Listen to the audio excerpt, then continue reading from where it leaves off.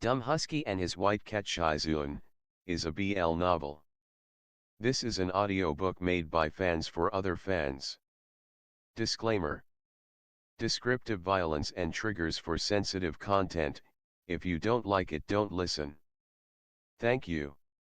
Remember, subscribe and click the bell to stay updated on all the new releases. Enjoy. Chapter 33.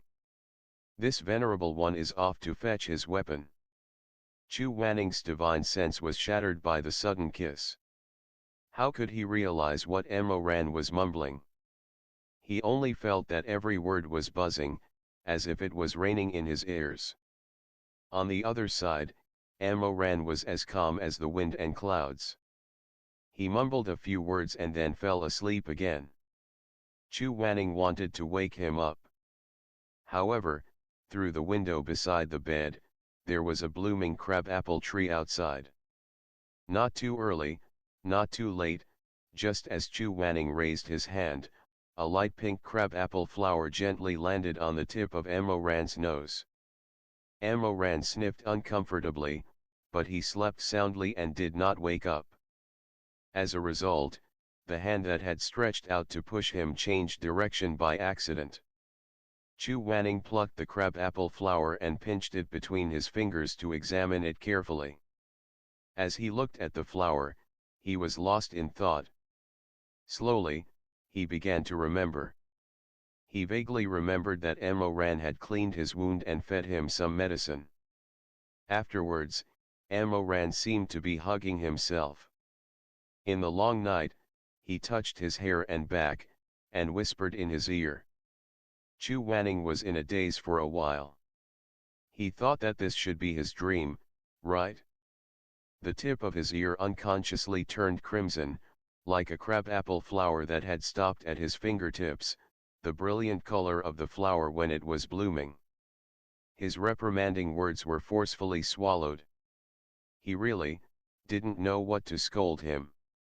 "Why are you sleeping here?" He sounded like a misbehaving young woman. "Get out of bed." "Who told you to sleep here?" He sounded like a misbehaving shrew. "You actually dare to kiss me?" Actually, it was just that their lips had touched. Compared to the time in the illusion, it really couldn't be considered a kiss.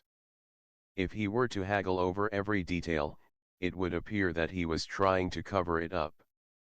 Not knowing what to do, Elder Yuhang could only silently roll around on the bed and bury his face into the bedding. His 10 slender fingers clutched the corner of the bedding, somewhat irritated and angry. In the end, he chose to pry open Ran's arms and legs. He sat up and tidied himself up, and then shook Ran awake. Thus, when Ran opened his sleepy eyes, he saw Elder Yuhang sitting on the edge of the bed with an unfathomable and indifferent expression.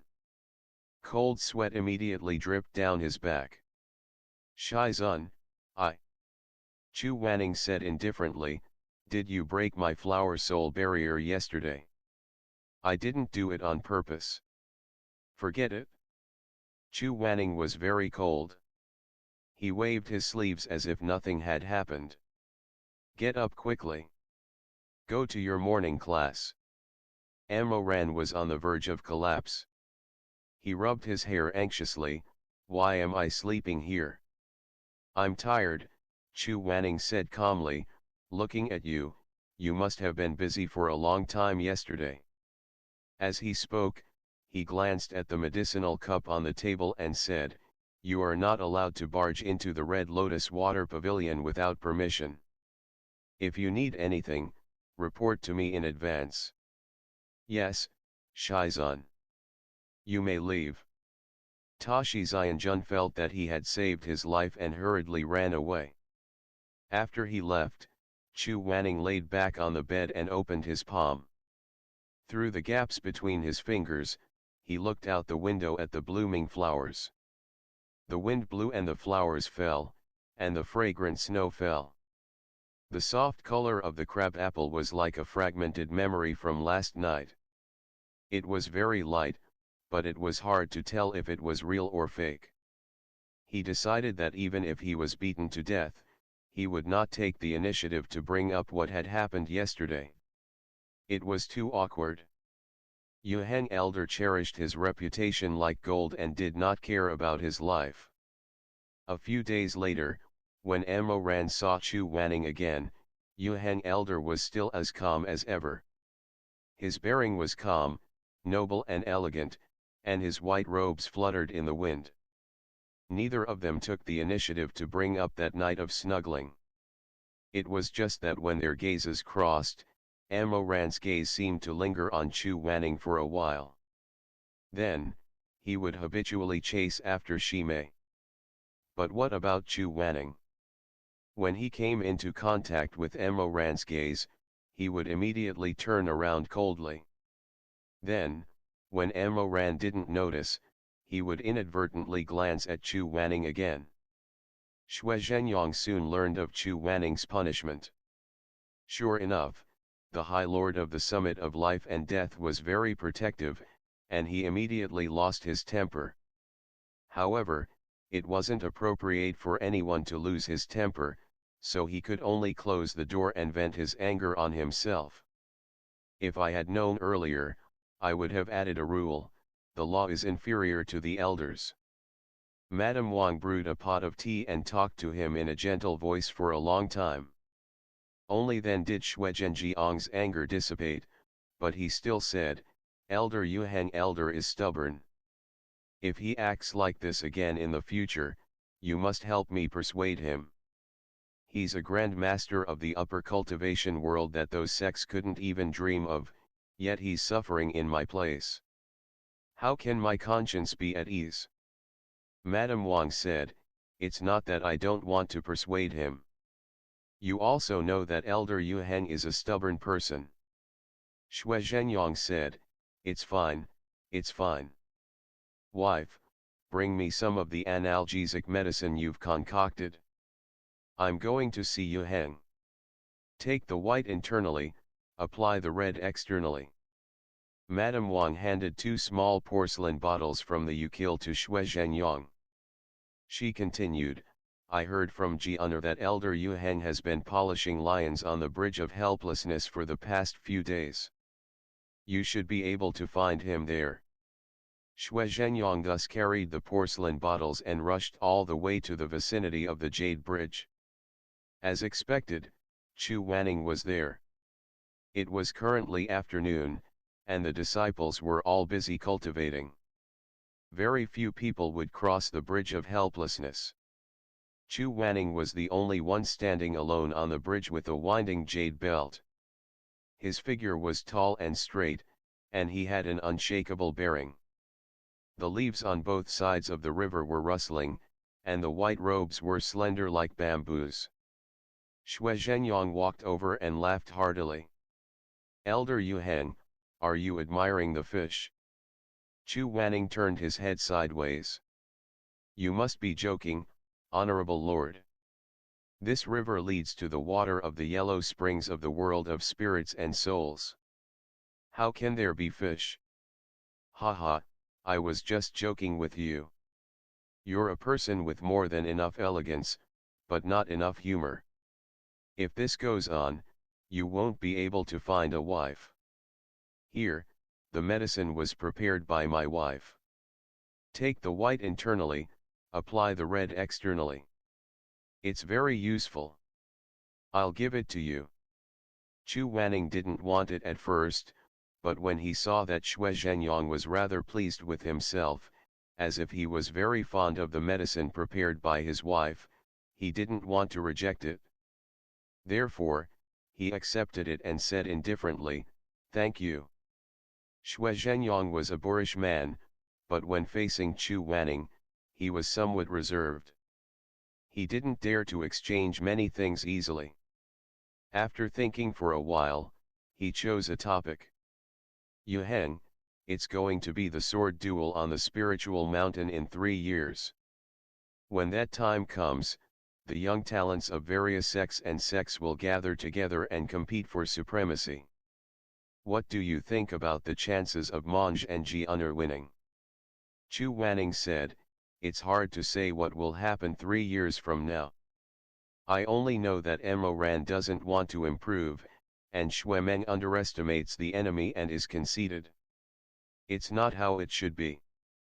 His words were straightforward and harsh, and he didn't beat around the bush. Xue Zhenyang couldn't hold it in any longer. He mumbled, "Aya, they're still children." Chu Wanning said, "They're weak, they're not young anymore." Xue Zhenyang said, "You're right, but they're not even 20 yet. As their father and uncle, it's hard for me to be partial to them, haha."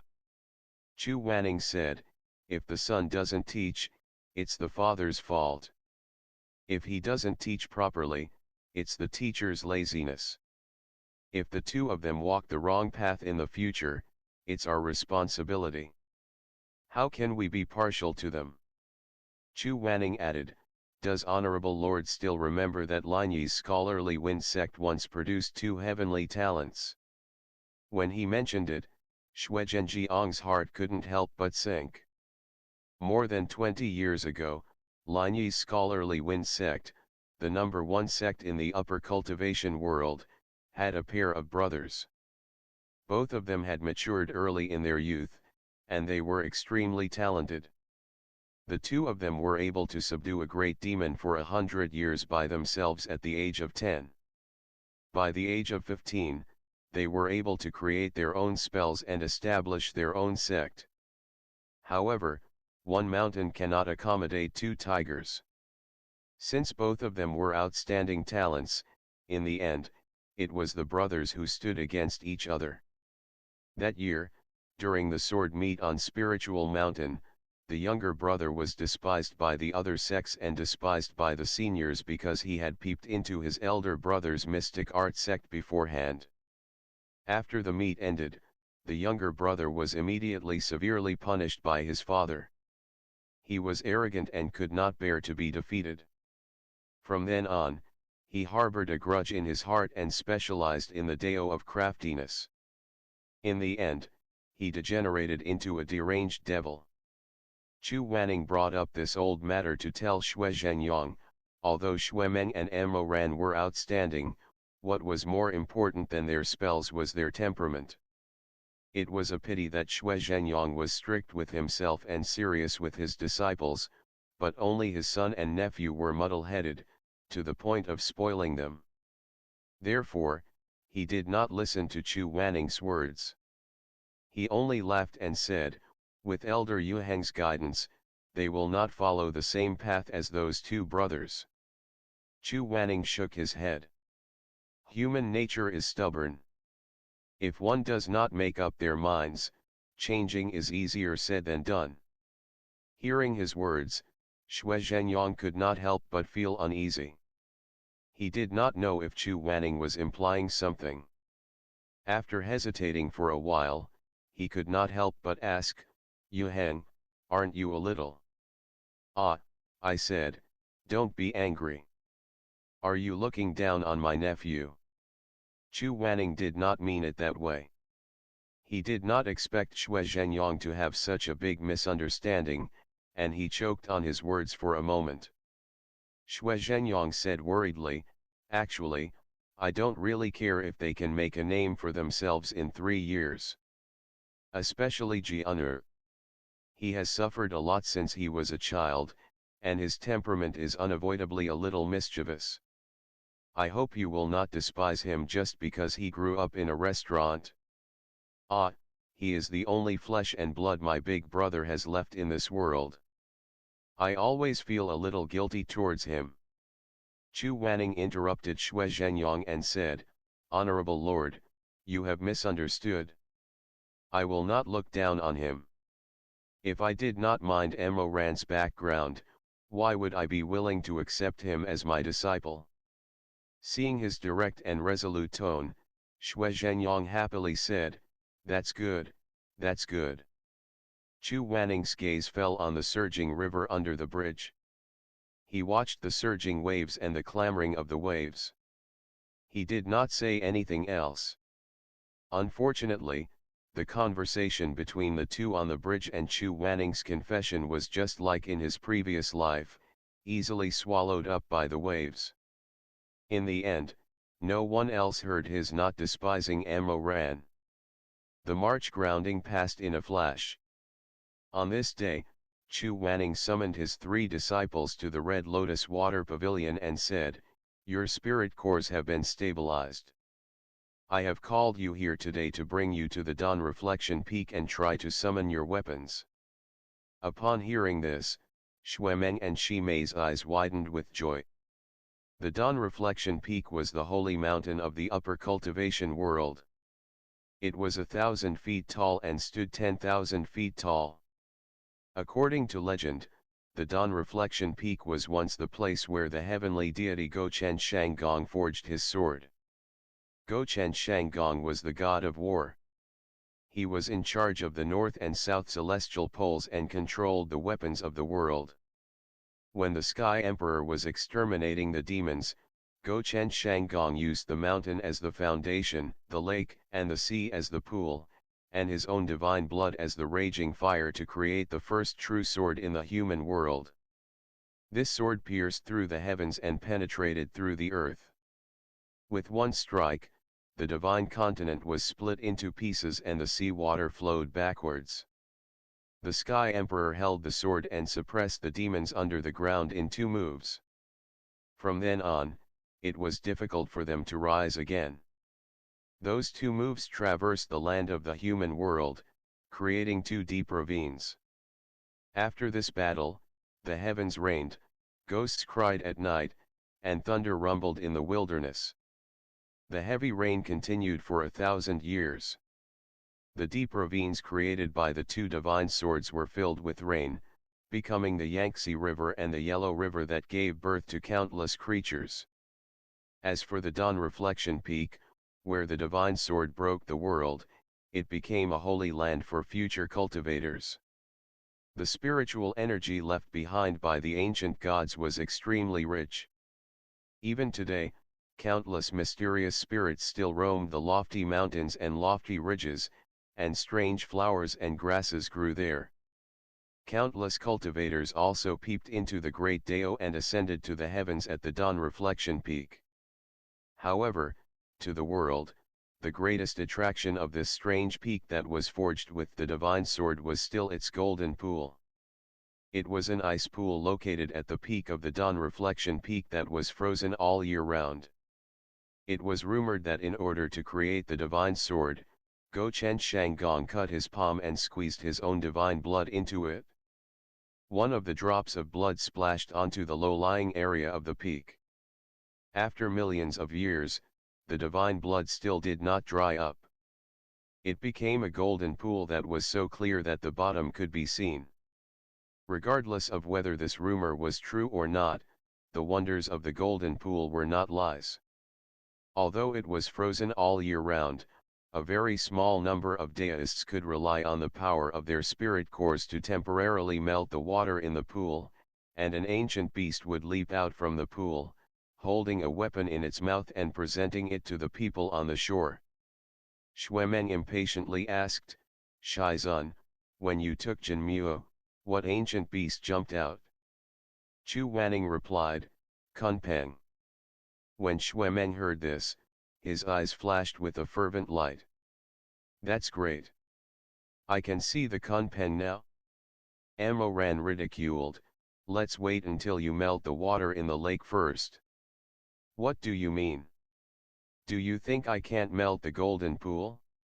Ammo ran laughed and said, "Aya, why are you angry? I didn't say that." Chu Wanning said, "It's not necessarily the Kunpeng who brings weapons from the lake.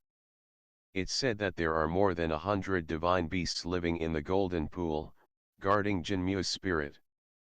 As long as one of them likes you, it will find a weapon it can obtain and offer it to the people on the shore. Moreover, these divine beasts have different temperaments and will make all kinds of requests to you. If you can't fulfill them, they will take their weapons and return to the bottom of the lake." Xuemeng asked curiously, "Is that so?" Then Shizun, What request did the Kunpeng make to you? Chu Wanning said, it said it wanted to eat meat buns. The three disciples were stunned for a moment and then laughed. Shuemeng laughed and said, that scared me to death. I thought it was something difficult. Chu Wanning also smiled faintly and said, it's just that luck is good. These divine beasts have all sorts of strange requests. I've also heard that someone summoned a taunting mouse. The little mouse asked that person to marry his wife to it, but that person didn't agree. The taunting mouse took his weapon and left. From then on, that person never had the opportunity to obtain Jinmu again. Shi Mei murmured, that's a pity. Chu Wanning glanced at him and said, what's a pity? I respect him as a gentleman. Shi Mei hurriedly said, Shizun misunderstood. That's not what I meant. Naturally, a wife can't be exchanged with a powerful weapon. It's just a pity that he missed out on such a divine weapon.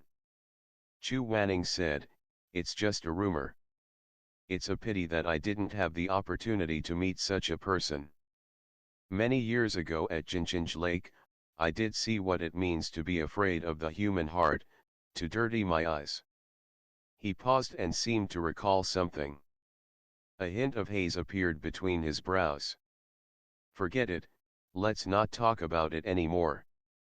In these thousands of years, Jinjinj Lake has witnessed countless people's unwavering loyalty and revealed countless people's indifference in the world.